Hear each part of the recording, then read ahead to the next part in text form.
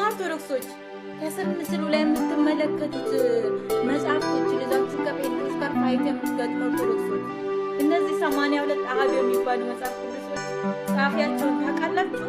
ከየትስ እንደመጡ ታውቃላችሁ? እነዚህ መጽሐፍቶች እኮ 22ቱ እግዚአብሔር ሳይገለጥ 7 ዓመት የቆየበት ዓመት ላይ ጻፊያቸው ማይታወቅ የእግዚአብሔር እስትንፋስ የሌለበት መጽሐፍ ነው። ይህ መጽሐፍ ታሪክ ነው፣ እንደ ታሪክ ነው የተጻፈው እና የጌታችን ኢየሱስ ክርስቶስ የድነት መንገድ የሚያስቡ መጽሐፍቶች ናቸው። እባካችሁ ትክክለኛውን ነገር ማወቅ ከፈለጋችሁ 66ቱ ላይ ያለውን ቃል አንብባችሁ ተረዱ። ክርክር ህይወት አይሆናችሁም። እና አንድ ጥያቄ ደግሞ መጠየቅ የምፈልገው ጥያቄ ቢኖር 11 መጽሐፍ ቄሶች ይዞ የሚደግሙበት የድግምት መጽሐፍ የሚባሉት እነዚህ ማን የጻፈው? ገብርኤል የጻፈው? ራኤል የጻፈው? ማን የጻፈው? የመጽሐፍ ስማቸው ራሱ እዚህ ጋር አለ።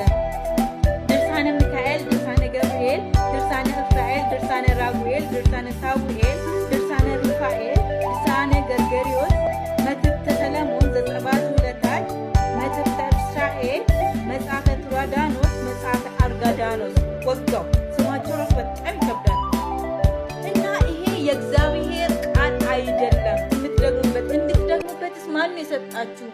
እናንተ አይከብዳችሁ? የእግዚአብሔር ቤተ መቅደስ ውስጥ ይሄ መጽሐፍ ይዛችሁ ድግምት ስትሰሩበት አይከብዳችሁ? እና የሕፃናት አንገት ላይ የተቋጠሩ የሚቆሙ መጽሐፎች ናቸው እነዚህ ትንንሽ መጽሐፍ እየተሰሩ የሕፃናት አንገት ላይ የቡዳ የምንም ተደግሞበት ነው። ክርስቶስ ማዳን አቅቶት ነው ከዚህ በሽታ ጌታችን ማዳን አቅቶት ነው። እነዚህ ሰዎች ይሄን የምትሰሩ ሰዎች የእግዚአብሔርን ቃል አቅጣጫ የምታስቡ ሰዎች ነገ በእግዚአብሔር ፊት ትጠይቃላችሁ። እባካችሁን ተመለሱ። ተቀጣይ የሳት ትውልድ አታውቁ። ትክክለኛ የእግዚአብሔርን ቃል አውቆ እንዲወጡ ትውልዱን አስተካክላችሁ አስተምሩ እና ይሄን ትምህርት ደግሞ ይዛችሁ ክርክር የምትገጥሙ ሰዎች ይሄ ትምህርት ህይወት አይሆናችሁ። ህይወት የሚሆናችሁ ጌታችን ኢየሱስ ክርስቶስ ነው። እሱን የግል አዳኝ አድርጋችሁ ተቀበሉ።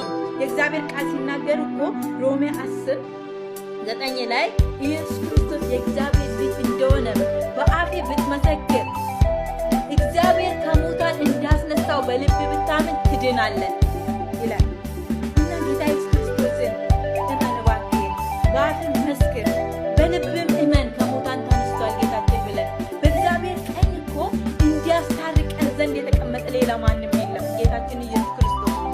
ኢየሱስ ክርስቶስን ካልያዛችሁ አትድኑ፣ ህይወት የላችሁ። ከንቱ ጩኸት ነው፣ ከንቱ ልፋት ነው የምትለፉት። ጴንጤዎች በጣም እድለኛ ናቸው። 7ቱንም ቀን ለእግዚአብሔር ክብር ያቀርባሉ።